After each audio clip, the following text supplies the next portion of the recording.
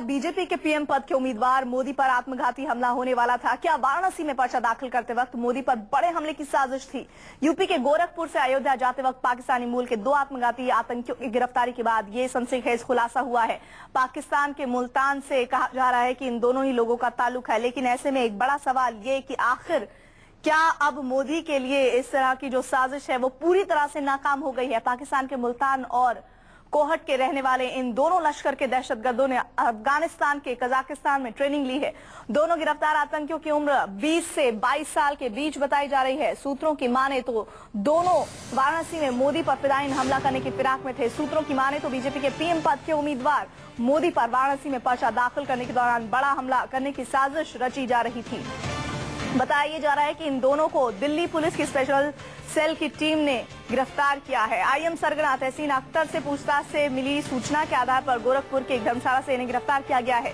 इनके पास से अयोध्या जाने का टिकट है। कुछ दिनों पहले ये अफगानिस्तान से नेपाल और फिर भारत में घुस आए थे।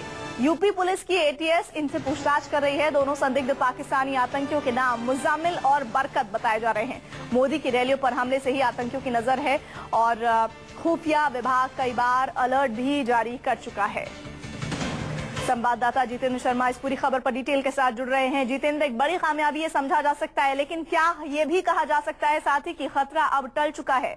जी बिल्कुल, देखिए अभी ऐसा नहीं कहा जा सकता है कि खतरा पूरी तरीके से टल चुका है, क्योंकि मोदी के जिस तरीके से अभी वकास पकड़ा गया था और उसके बाद जब तहसीन पकड़ा गया तो इन दोनों से पूछताछ के दौरान ये पता चला था कि राजस्थान मॉड्यूल जो कि हाल ही में दिल्ली पुलिस की स्पेशल सेल ने बस्ट करने का दावा किया, उसमें तकरीबन 50 से 60 आतंकी है, जिसमें से महज अभी तक 7 या 8 आतंकी पकड़े गए, बाकी अभी भी फरार है। तो इससे अंदाजा लगाया जा सकता है कि खतरा पूरी तरीके से अभी टला नहीं है। और अगर हम इन दोनों आतंकियों की बात करें, मुसम्मिल और इसके अलावा बरकत, जो कि गोरखपुर से अयोध्या आते हुए यूपी एटीएस ने गिरफ्तार किया, जिनको ये दोनों तकरीबन 1 महीने पहले कजाकिस्तान से नेपाल पहुंचे थे और अब नेपाल से रक्सौल के रास्ते ये लोग हिंदुस्तान के अंदर एंटर किया था। और अब इनका इरादा था वाराणसी में जिस टाइम मोदी पर्चा भरने जाते उस वक्त ये वहां पर फिदायीन हमला करते।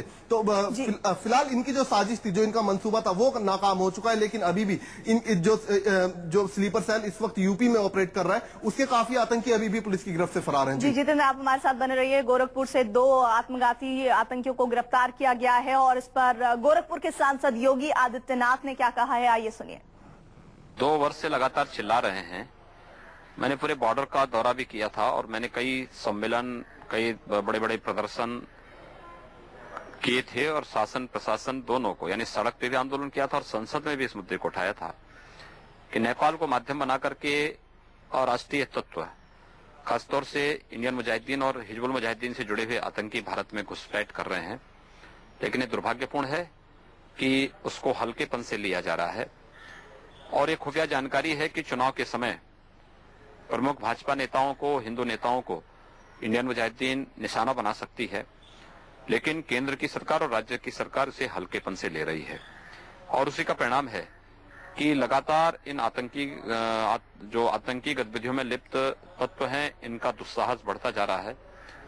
कल गोरखपुर में 2 आतंकी पकड़े गए, जिनका हिजबुल मुजाहिदीन से संबंध, इंडियन मुजाहिदीन से जुड़े हुए जो दोनों हैं, और दोनों फियादीन दस्ते के लोग हैं जो मोदी जी की वाराणसी की सभा, वाराणसी में आयोजित कार्यक्रम में वहां पे कोई बड़ी दुर्घटना को अंजाम देने वाले थे।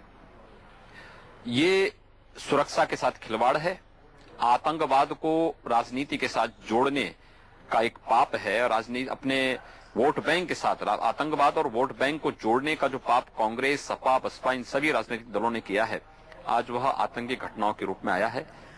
तो बीजेपी के सांसद योगी आदित्यनाथ को आप सुन रहे थे। गोरखपुर से सांसद हैं जो सीधे सीधे इस पूरे मामले को सियासी रंग देने से भी चूक नहीं रहे थे। आपको बता दें, अयोध्या जाने की फिराक में थे ये दोनों आत्मघाती आतंकी। मोदी पर वाराणसी में जो कार्यक्रम है उस पर भी निशाना था इनका। यूपी एटीएस गिरफ्तारी आतंकियों से लगातार पूछताछ कर रही है। आईएम सरगना तहसीन अख्तर की निशानदेही पर ये गिरफ्तारियां मुमकिन हो पाई है। दिल्ली पुलिस ने नेपाल से ही, अभी आपको याद होगा कि तहसीन अख्तर की गिरफ्तारी की है, जिसके बाद ये जानकारी हासिल हुई है। अयोध्या से पाकिस्तानी मूल के 2 आतंकी वहां तक पहुंचे हैं, जिसके बारे में जानकारी मिली है। और जितेंद्र लगातार इन खबरों पर हमारे साथ बने हुए हैं। जितेंद्र, एक खबर ये भी अभी थोड़ी देर पहले हम अपने दर्शकों को दिखा रहे थे कि भटकल की पत्नी जो कि दिल्ली में रहती है, उसे 1 लाख रुपए दिया गया।